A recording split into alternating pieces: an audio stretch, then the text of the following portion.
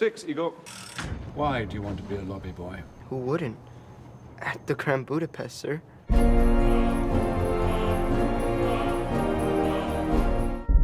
Because so much of the movie takes place in this hotel, our first task was to find a great old hotel and to then build the production around that.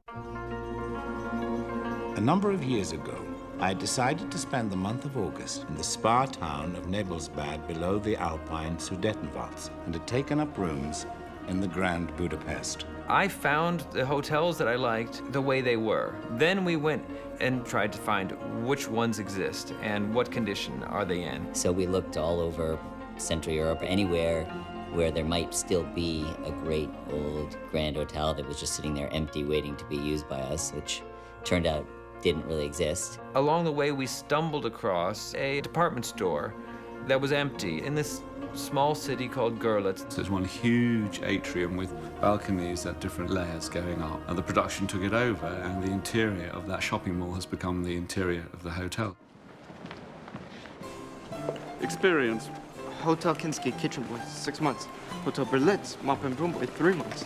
Before that, I was a skillet scrubber. Experience 0. We had to take this building and figure out the physical space of this hotel. It had everything to do with Räйf's character. One thing that I found very inspiring was just that he's very exact and very particular. Have those been brushed and blocked? Of course, Mr. Gustav. Pack them in the hat boxes.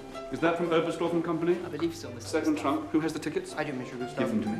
We tried to be up to that level with the hotel, things being in place and in order and polished. All kinds of other little sets were buried within this building, and then our production offices were on the top floor of it, so it became kind of this hive for Grand Budapest Hotel.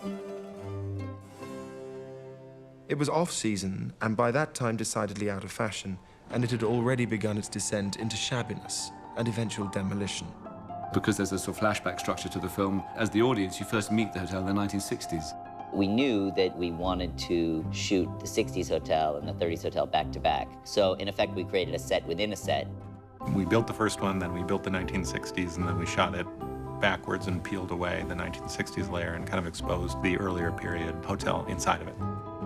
The design of the movie is almost all inspired by things in real life, and the process of preparing the movie was in part traveling to different places in Eastern Europe and gathering ideas for what would go into this hotel. And once we lit it and dressed it and furnished it, and filled the set with our hotel staff of bellboys and doormen, and filled the lobby with 150 extras, it really came to life as a real place. What is a lobby boy? A lobby boy is completely invisible, yet always in sight. A lobby boy remembers what people hate. A lobby boy anticipates the client's needs before the needs are needed.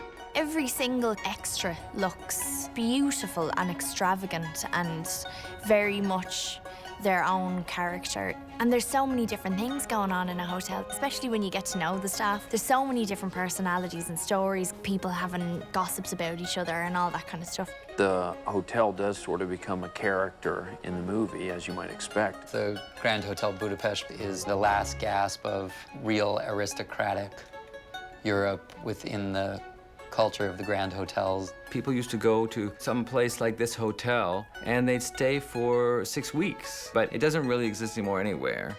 The film plays with the idea of nostalgia. It's like a film we remember seeing when we were children on the television on Saturday afternoon at 2 o'clock. Although it's a made-up place and a made-up time, the hotel represents something fine and cultivated and civilized and sophisticated from another time.